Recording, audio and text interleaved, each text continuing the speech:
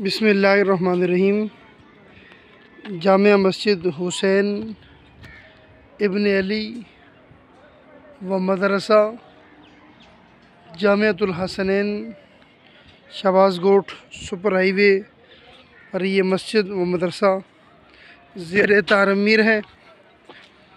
अल्हम्दुलिल्लाह मस्जिद के पिलरों की भराई सुबह होगी। ये पिलर जो बुनियादी तौर पर नीचे होते हैं वो बांध दिए गए हैं, जैसा कि आप देख सकते हैं। ये सारे पिलर मस्जिद के हैं और वो जगह जहाँ आर्जी मसल्ला बिछाया गया है, नमाज हो रही है, ये दारुल की जगह है। इंशाल्लाह यहाँ बच्चियों और बच्चों के लिए दारुल बनेगा।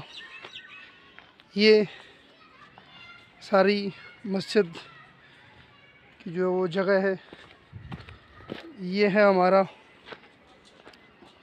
मस्जिद का वो हिस्सा जो मिंबर की जगह है। और ये बड़ा टैंक जो इस वक्त इसका काम किया जा रहा है, सरिया बना जा रहा है, ये टैंक है। इसी तरह बाकी ये सारा काम जारी है। तकरीबन 8 प्लाटों पर मुश्तमिल ये मस्जिद बनाई जा रही है। अल्हम्दुलिल्लाह काफ़ी बड़ी मस्जिद है। इसकी बुनियादें भी मजबूत बनाई जा रही हैं।